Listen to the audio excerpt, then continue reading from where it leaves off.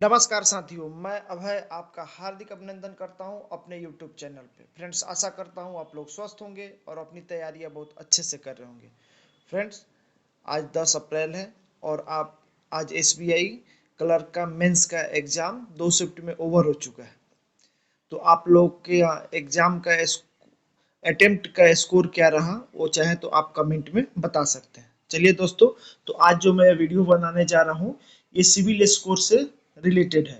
एक मेरे सब्सक्राइबर ने बोला कि आप सिविल स्कोर पे वीडियो बनाए, तो मैं अभी एक सिविल स्कोर के लिए आपका वीडियो बना रहा हूँ जो IBPS और RRB SBI clerk and PO सभी के लिए है।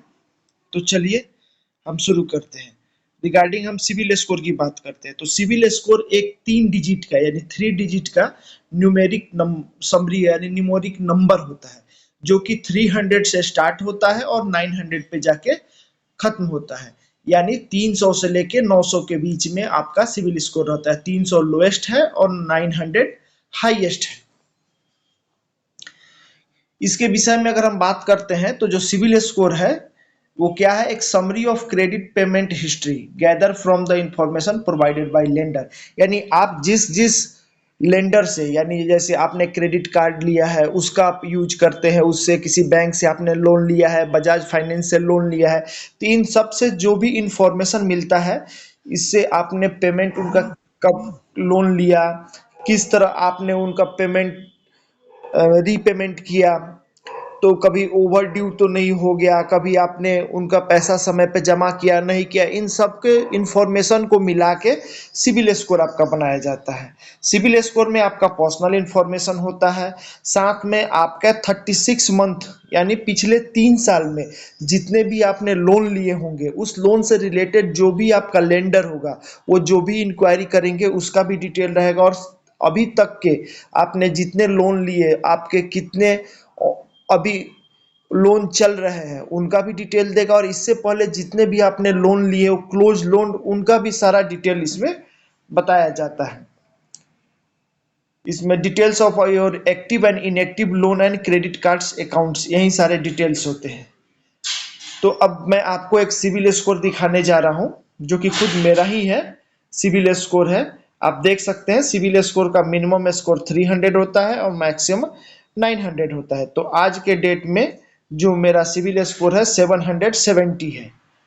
देखिए 770 is your civil score as on 8 April 2025। मैं 10 तारीख को आज आपको वीडियो बना रहा हूं, लेकिन ये 8 तारीख के डेट का है जो कि मेरा सिविल स्कोर है।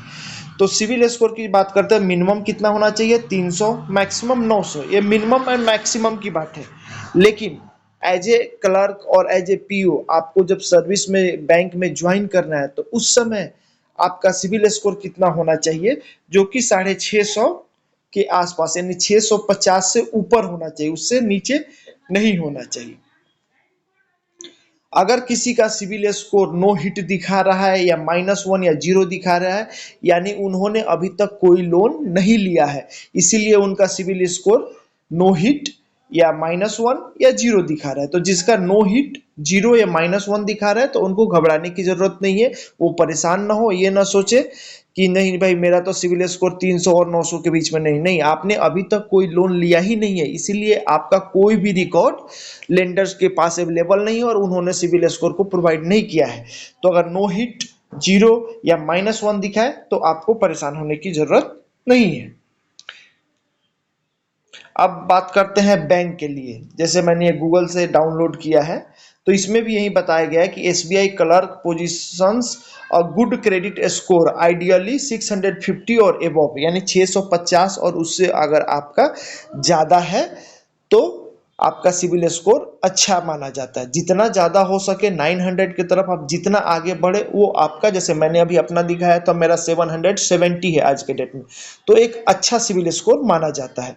बात करते हैं अगर किसी ने लोन लिया है तो आप चाहे तो सिविल स्कोर का जो साइट है वहां पे डाउनलोड करके और अपना आप सिविल स्कोर देख सकते हैं। अगर कोई भी व्यक्ति बैंक में ज्वाइन करने से पहले आपका जो सिविल स्कोर है वो आप चाहे तो अपनी जो भी लोन ओवर ड्यू है उसको रीपेमेंट करके आप अपना सिविल स्कोर देख सकते हैं। चलिए मैं आपको दिखाता हूं SBI क्लर्क का जो नोटिफिकेशन आया है उसमें भी सिविल स्कोर के विषय में इन्होंने क्या बात किया है, तो आपको मैं दिखा देता हूँ। ये एसबीआई क्लर्क जो अभी 2025 वाली जो वैकेंसी आई है उसके नोटिफिकेशन है, तो नोटिफिकेशन में भी आप चाहे तो देख सकते हैं 9 नंबर पे इन्होंने सिविल स्कोर के विषय में बात किया है। Candidate who have defaulted in repayment under any lending agreement with banks or NBFC, including credit card dues, and have not regularized, repaid their outstanding thereunder till the date of the issuance of the letter of offer of appointment by the bank। यानी जो आपका जब bank आपको joining से पहले एक offer letter देती है, उससे पहले तक जो भी आपके ड्यूज है वो क्लियर कर दीजिए।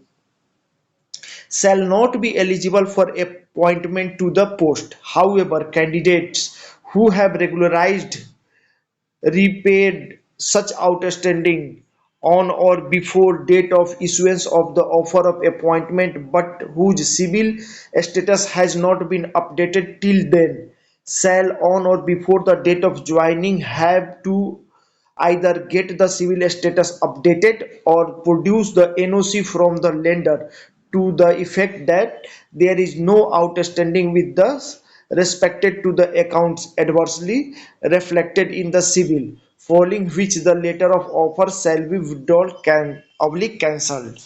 तो कहने का मतलब ये है कि जैसे मान लीजिए आपने कोई लोन लिया है, अब लोन लेने के बाद आपने ओवर ड्यू हो गया, यानी आपका जो पेमेंट करने का, अगर आपका करेंट है लोन स्टेटस, जैसे आज के डेट में आपने कोई लोन लिया और अगले 5 साल के लिए है, तो वो जो लोन चल रहा है तो उसको आपको रीपेमेंट नहीं करना है। लेकिन कोई अगर आपने लोन या क्रेडिट कार्ड का पेमेंट लिया है या क्रेडिट कार्ड कोई आपने बंद करवाया है और उसका पेमेंट ओवर ड्यू चल रहा है, तो उसको आप ऑफर ऑफ अपॉइंटमेंट, यानी जो इसके बाद आपको एग्जाम क्लियर होने के बाद जो ऑफर ऑफ अपॉइंटमेंट लेटर देंगे उससे मिलने से पहले आपके सारे ओवर ड्यू क्लियर होने चाहिए। मान लीजिए अगर आपने ओवर ड्यू क्लियर कर दिया है फिर भी आपका जो सिविल स्कोर है उसमें नहीं दिखा रहा है, तो जब आप अपना लोन रीपेमेंट कर रहे हैं उसी समय जिस बैंक से भी या जहां से भी आपने लोन लिया है, जो भी लेंडर है, उससे एक नो ड्यूज का सर्टिफिकेट जरूर ले ले और उस नो ड्यूज को सर्टिफिकेट के ड्यूरिंग ज्वाइनिंग आप अपने डॉक्यूमेंट्स में लगा के दे दीजिए, ताकि जो भी आपका ज्वाइनिंग प्रोसेस हो उसमें डिले ना हो। क्योंकि अगर आप उस समय नहीं देंगे तो आपको फिर से जहाँ भी आपकी ज्वाइनिंग होगी, चाहे वो एसबीआई क्लर्क हो, चाहे आईबीपीएस हो, पीओ हो, जो भी हो, आपको बोलेंगे पहले आप जाइए बैंक से अपना लोन रीपेमेंट करके नो ड्यू सर्टिफिकेट लेके आए। तो इसीलिए आप पहले से ही तैयार रहे। अगर आपका कोई लोन ओवर ड्यू चल रहा है, आप एक बार सिविल स्कोर अपना चेक कर लीजिए ऑनलाइन अपने साइट पे जाके, अगर कुछ है तो आप अपना रीपेमेंट करके और सेटलमेंट करके ज्वाइनिंग से पहले आप रेडी हो जाए, ताकि आपको ज्वाइनिंग में कोई दिक्कत ना हो।